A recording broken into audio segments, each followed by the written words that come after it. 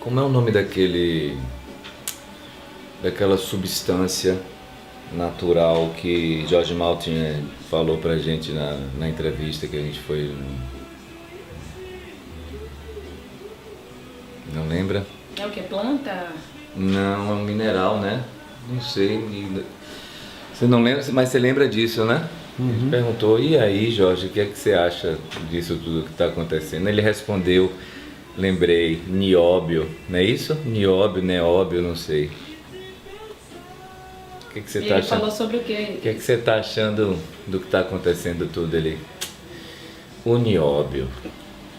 Eu não conheço. Eu não conheço o nióbio. Eu também não conhecia não, Jorge Martin que falou. E depois eu vi as conversas várias conversas desses deputados gritando na internet e isso me chamou a atenção.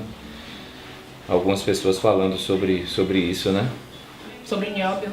É, esses interesses aí de vender, de aprovar isso, Que deve ser um mineral que aprovar tem muito aquilo. aqui É. e a galera tá...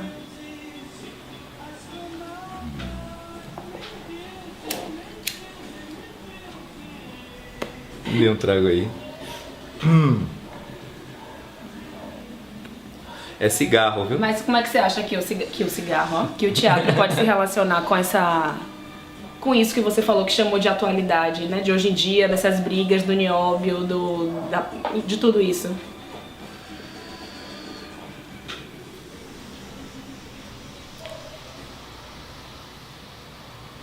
Quando você me chamou pra gente conversar, eu pensei um bocado o que eu tenho pra contribuir, assim, falar das coisas que eu já fiz, que eu ando fazendo e tal. Acho que a melhor contribuição que eu dou mesmo é quando eu consigo reunir pessoas e consigo estruturar um trabalho, fazer um trabalho, organizar o pensamento, estruturar ele dentro da linguagem, dentro de uma ideia escolhida, assim, né? E eu acho que a gente sempre terá esse papel, né? De tentar trazer dentro da especificidade da linguagem teatral as questões de uma maneira que o teatro retome a potência que ele tem, né? A necessidade. Eu sinto que a gente tem uma dificuldade, de maneira geral, muito de fazer o teatro chegar nas pessoas. Eu acho que a gente tem uma dificuldade de fazer tudo chegar nas pessoas. Parece que tem um abismo entre as pessoas, né? Quem são essas pessoas?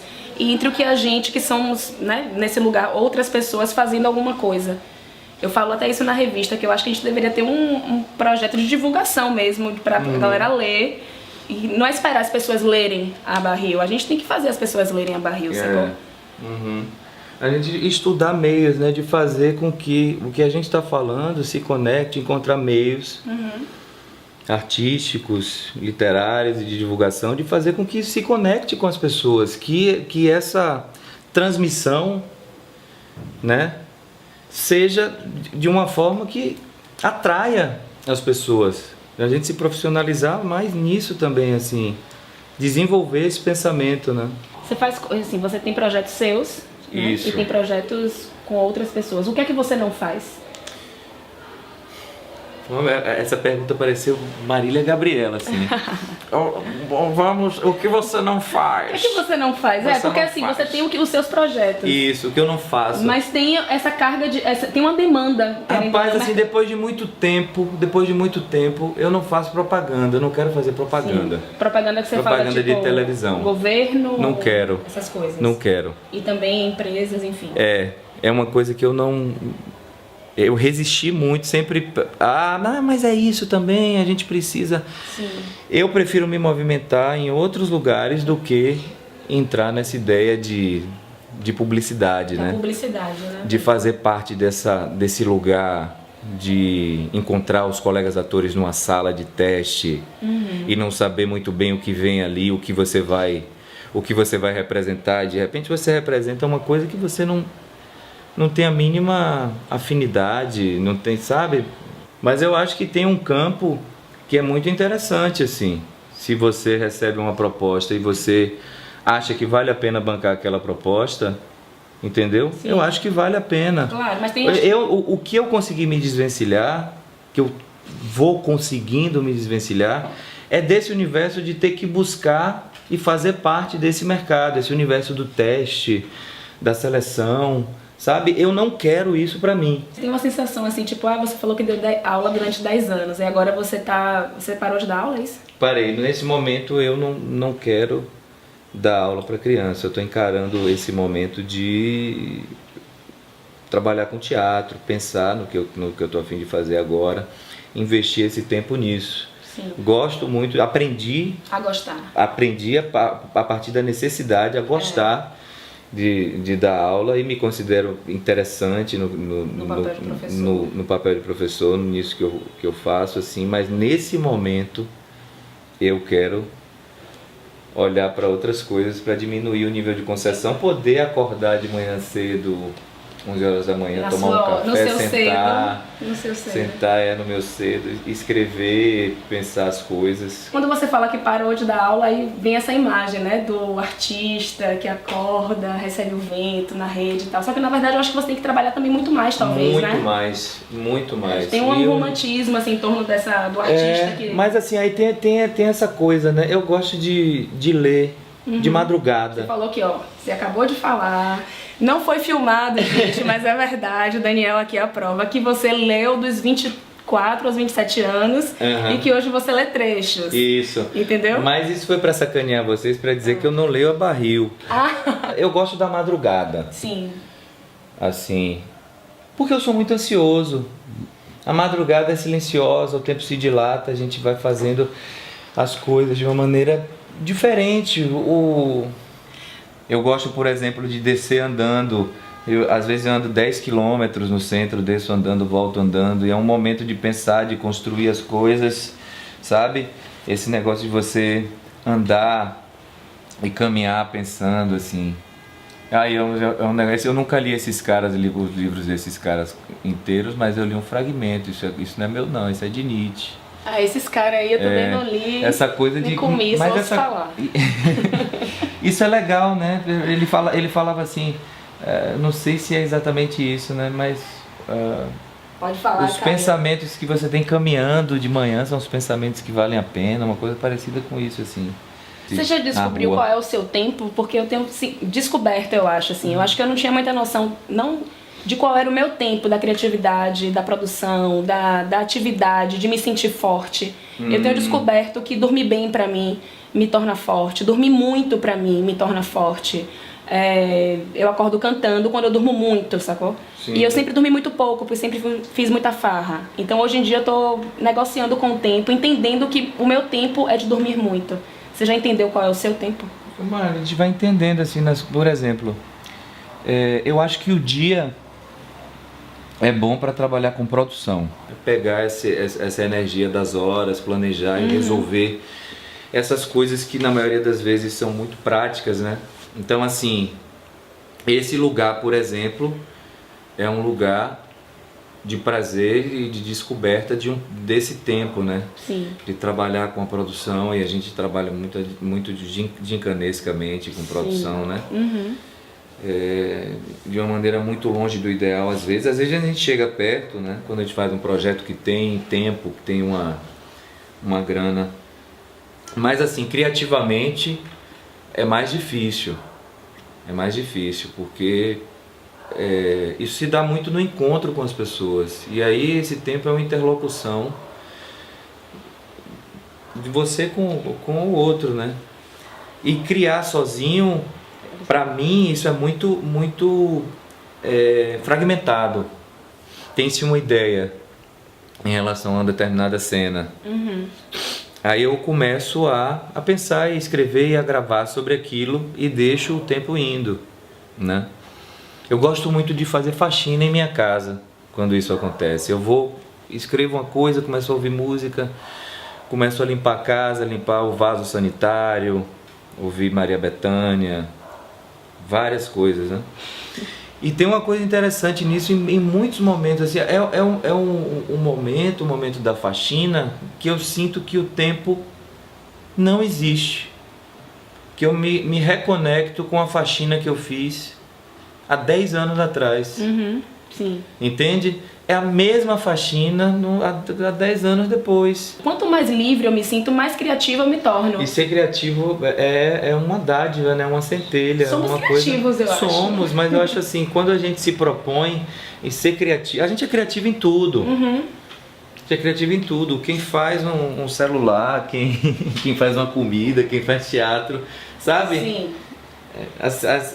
As técnicas, e a criatividade está ligada com a vida antes não da é arte. Só da arte, não, é isso que eu tô falando. Então, assim, a gente é muito aprisionado nesse sentido. Sim. Por isso que eu falo das centelhas, assim, dos momentos mesmo. E isso tem a ver com inspiração, mas também não tem a ver com a maneira de você se conduzir, se colocar e procurar e buscar e abrir, de certa forma, mesmo que intuitivamente, você abre o tempo e espaço de criação. Entendeu? Você abre. O que é que você acha da crítica? O que eu acho da crítica? Em geral, você vai não entrar, somente da crítica em relação à arte. Da crítica, essa palavra te remete a quê? Eu acho muito difícil e muito delicado as pessoas que estão envolvidas diretamente com o fazer, principalmente quando há um engajamento nesse fazer, a gente voltar os olhos para o diferente com as palavras que eu usarei agora precisam de um bom poeta ou dramaturgo para colocar as palavras no lugar certo, né? Precisa de muito apuro. Não sei se cuidado é a palavra certa, mas tem que ter essa generosidade consigo próprio, tá certo? Consigo próprio? Consigo próprio. Pronto, que lindo. Essa generosidade consigo próprio de fazer esse deslocamento e de ter essa capacidade de analisar uma proposta que está em outro lugar que está em outro lugar que não dialoga com a proposta do seu fazer. Eu tenho pensado muito nisso. Mas será que o que eu estou fazendo está contribuindo mesmo? Eu repensando as peças, pô, será que o bobo contribui mesmo? Faz com que dá alguma coisa de interessante, sei lá, para um público mais jovem, para um público de teatro? Será que cartografia, sabe, traz alguma coisa interessante para discussão em algum campo? Mas você acha que tem alguma coisa que não presta? Eu faço essa mesma pergunta que eu tenho me feito em relação ao que eu estou vendo. Pô, mas para que isso mesmo? Sabe? E eu não tenho essa elevação espiritual de deslizar sobre tudo. Sim. Eu sou uma pessoa muito revoltada ainda. Mas eu acho que a elevação espiritual, do meu ponto de vista de espírito, ela está justamente em não deslizar sobre tudo. Você tem que ter um tipo de critério no que você desliza e no que você não desliza. Isso é uma elevação. Mas às vezes acontece um conflito que você deseja deslizar e não consegue. Sim. E aí você tem que lidar com isso, né? E aí o que eu estou buscando nesse campo é deslizar mais. Deslizar mais. Deslizar mais e me importar mais com o que eu escolha. Porque eu vejo pessoas que têm uma história louvável, que são pessoas que fazem tudo com muita dignidade há muito tempo. Eu vou ver certas coisas e falo e me pergunto, pô, pra quê? Sim. Pra que isso? Mas e às vezes eu encontro respostas interessantes, mas isso aí é muito pessoal. Encontro respostas interessantes e às vezes não. Falo, porra, sabe? E obviamente a gente está sujeito a isso também. A gente vê isso, né? Pô, que merda é essa? E isso me leva a coisas interessantes, a pensar sobre aquilo, a me pensar, sabe? Agora eu não sei, talvez valha a pena fazer porque é tudo tão diverso, né? Tudo tão imenso. Os públicos que vão para o teatro, por exemplo, assim, o público que um artista X alcança é diferente que o público que um artista Y alcança. Você acha que o teatro é mal visto? Dentro dos artistas cênicos, né, eu sinto um pouco isso, eu pergunto isso porque eu sou aquela pessoa que gosta de ir pro teatro, ver uma historinha com início, meio e fim, com um texto bem dito, bem escrito, e eu me sinto mal dos meus amigos contemporâneos pra frente. Eu falo, nossa, como eu sou careta. Eu vi uma historinha com início, meio e fim, amei, sacou? Aí eu falo, porra. Eu acho que o teatro é para ser mal visto. Aham. Aí tem vários campos, né? Mas o teatro é para ser mal visto. Se a gente for avaliar uma função do teatro, assim, eu me permito fazer isso também, com a precariedade que me cabe. Se a gente for avaliar no curso do tempo a função do teatro, quando o teatro tem uma força maior de inserção nos meios, nas coisas, o teatro sempre é mal visto nesse sentido maior, porque o teatro, mal visto entre aspas, porque o teatro revela coisas, tem a possibilidade de revelar coisas de uma maneira específica, que é particular do teatro, que não são coisas da vida corrente, que são coisas da vida corrente, mas que passam, de outra maneira, né? que passam aos olhos das pessoas. Então o teatro é um lugar que você pode, né, mexer nas feridas, articular para mexer nas coisas de uma maneira diferente. Então nesse sentido eu acho que o teatro é para ser mal visto. Mas aí voltando um pouco, eu aprendi muito a valorizar palavras difíceis, mas eu vou usar essa. Valorizar o que a gente tem de tradição. Tipo? Principalmente depois do Bobo, do ponto de vista de me interessar mais por dramaturgia. Entendeu? De assistir o espetáculo com essa ótica da dramaturgia, de ler mais textos dramáticos e olhar a maneira que aquilo é construído e tal. Como a gente vai finalizar? Deixa eu fazer só uma coisa. Como é que a gente vai finalizar, Caio Rodrigo? Você acha que a gente conseguiu construir algum diálogo, algum sentido no que a gente fez? Ou eu tô bêbada e você tá de saco cheio?